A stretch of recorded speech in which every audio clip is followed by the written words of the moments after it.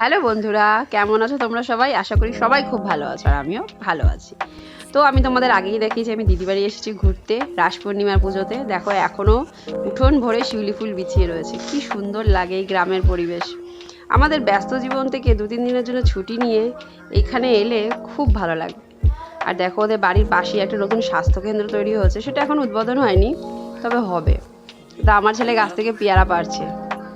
ওদের বাড়িতে অনেক গাছ আছে, পেয়ারা গাছ, তারপরে পেঁপে গাছ, সুপারি গাছ, আম গাছ, কাঁঠাল গাছ, তারপরে আছে শাল গাছ, মেহগিনি গাছ, অনেক গাছ। তো আমার ছেলে এখানে পেয়ারা পাড়ছে আর মেয়ে খেলছে, ও শিউলি ফুল কুড়িয়ে কুড়িয়ে খেলছে। শিউলি ফুল কুড়িয়ে গুছাচ্ছ?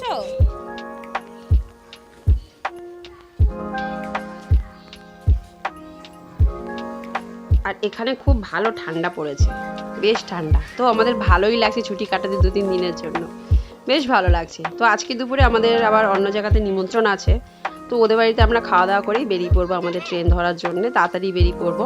এই যে দেখো নতুন হেলথ সেন্টার তৈরি হয়েছে, এখন উদ্বোধন হয়নি, একদম বাড়ির পাশেই। তো এখানে আসার পর থেকে সবাই সবাই নিমন্ত্রণ করে যাচ্ছে, কেউ বলছে আমার বাড়িতে শুতে যাবে, কেউ বলছে আমাদের বাড়িতে অবশ্যই যাবে দেখা করতে। তো আমার ছেলে গাছ থেকে পেয়ারা পাড়ছে, অনেকগুলো পেয়ারা পেরে নিয়েছে আর অনেক পেঁপেও পেরে নিয়েছে, অনেকগুলো পেরে নিয়েছে। দেখো যা ছিল সব পারছে। আসলে বাড়িতে তো আমাদের আর গাছ নেই, তাই এখানে দেখে ভালোই লাগে। দেখো কত পেঁপে আর পেয়ারা গাছ থেকে পেরে নিয়েছি। দিদি রাখলো না একটাও, সবই দিদিরা বললো আমরা তো সবসময় রাখি, তুই তো আসিস না, তুই নিয়ে যা। তো নিয়ে যাই গাছের জিনিস। আর এখানে বললাম না একজনের বাড়িতে আমাদের নিমন্ত্রণ, আমরা এখন দাদা বাড়িতে খেতে যাচ্ছি। দেখো কত বড় চালতা গাছ, গাছ ভরে চালতা। আমরা তো এগুলো চোখেই দেখতে পাই না এখন, আর ছোটোবেলায় দেখেছিলাম, কিন্তু এখন আর চোখে দেখি না। গাছ ভরে চালতা। তো আমার বর আর জামাইবাবু আগে আগে যাচ্ছে, আমরা পিছনে রয়েছি। এটা হলো দিদির গুরু বাড়ি বলতে পারো, গ্রামে সবাই তাকে গুরুদেব বলেই চেনে, তার খুব নাম এই গ্রামে। তার বাড়িতে আর কি আমাদের দুপুরে খাওয়া নিমন্ত্রণ করেছে। তো তারা নিরামিষ খায়, তারা মাছ মাংস খায় না, আর যদিও বা মাছ খায় তো সেটা বাইরের উনুনে তৈরি হয়, ঘরের ভিতরে ওদের মাছ ঢোকে না। তো আজকে নিরামিষই খাওয়া দাওয়া। এখন আমরা যাচ্ছি, আর দেখো চারিদিকে কত গাছপালা, শুধু সবুজ আর সবুজ। ভালো লাগে, 2-3 দিনের জন্য আসলে খুব ভালো লাগে। তো আমরা যাচ্ছি এখন, যেতে যেতে আরো কত রকমের গাছ দেখতে পাচ্ছি, যেগুলো ছোটবেলায় দেখতাম, এখন সেগুলো দেখছি। তো আমরা খাওয়া দাওয়া করেই বেরিয়ে পড়বো। দেখো চলে এসেছি তাদের বাড়িতে। এই যে আমার মেয়ে, ওরা খেলছে, সেখানে আমার মেয়ের সাথে সাথেই ঢুকে পড়লো, খেলা পড়বে খেলবে বলে। আর আমি এসেছিলাম অনেক বছর আগে এদের বাড়িতে। এটা ওদের মন্দির, গোপাল ঠাকুরের মন্দির, খুব নাম করা বিখ্যাত মন্দির। যিনি এই আর কি মন্দিরের পূজারী ছিলেন, এই বাড়ির আর কি যিনি মালিক, তিনি মারা গিয়েছেন 1 বছর হলো। দেখো তার ছবিটা রয়েছে, আর এটা তারই একটি মূর্তি, তার একজন শিষ্য বানিয়ে দিয়েছেন। তার অনেক শিষ্য, সেখান থেকে একজন শিষ্য বানিয়ে দিয়েছে। এটা ওদের গোপালের মন্দির, খুব নাম করা বিখ্যাত, এক নামে সবাই জানে। আর এখানে দেখো আমার মেয়েদের সাথে খেলতে বসে পড়েছে, কতক্ষণে খেলবে, খাবে দাবে সেদিকে মন নেই, এসেই খেলতে বসে পড়েছে। এই যে দেখো মাটির উনুন, এখানে সবারই একটা করে মাটির উনুন আর একটা করে গ্যাস। বেশিরভাগই সবাই মাটি কাঠের জালে রান্না করে, আর রাতেরটা গ্যাসে করে, সব এখানে কাঠের জালে রান্না। তো মা অনেক পদ রান্না করেছে।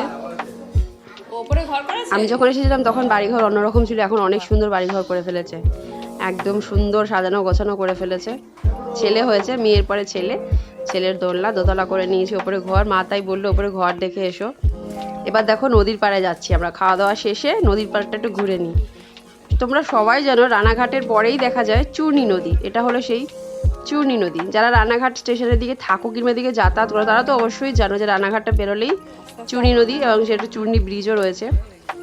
দেখে মনে হচ্ছে পুকুর, কিন্তু না, এটা নদী। আগে এই ঘাটগুলো বাঁধানো ছিল না, এখন বাঁধিয়ে নিয়েছে সুন্দর করে। আমি অনেক বছর আগে এসেছিলাম, তখন এই ঘাট ছিল না, এখন সুন্দর ঘাট। ভালো করে লক্ষ্য করলে দেখা যাবে নদীতে একটা হালকা স্রোত আছে, স্রোতে সব কিছু ভেসে যাচ্ছে, যেটা পুকুরে থাকে না। তাই এটাও তোমরা কেউ পুকুর ভেবো না, এটা কিন্তু চূর্ণী নদী।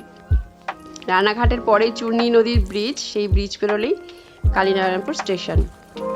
তো নদীর পাড়টা একটু ঘুরে নিলাম, জানি না আবার কবে আসবো, সবটা একটু ঘুরে নিচ্ছি, পুরোনো স্মৃতি কিছু মনে পড়ে যাচ্ছে ঘুরতে ঘুরতে।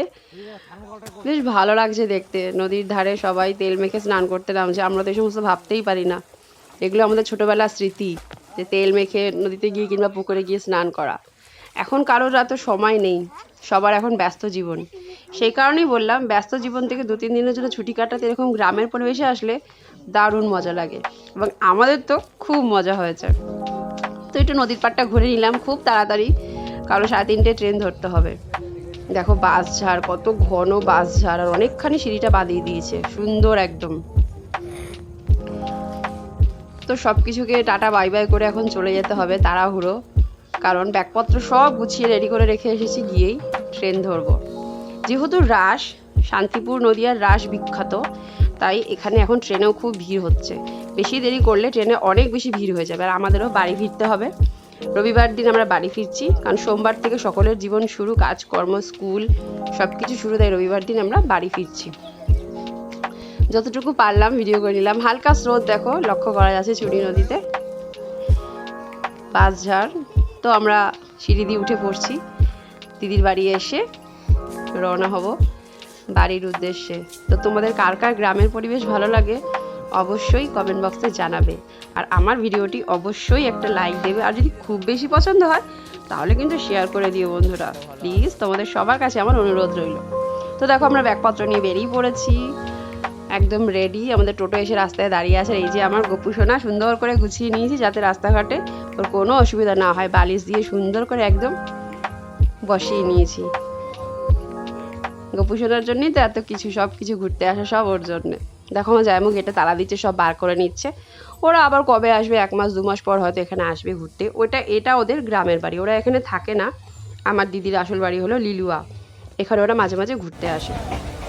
দেখো ট্রেনে উঠে পড়েছি, লোকাল ট্রেন। ট্রেনটা শুধু লক্ষ্য করবে, এটা হলো শান্তিপুরের রাজ স্পেশাল লোকাল ট্রেন।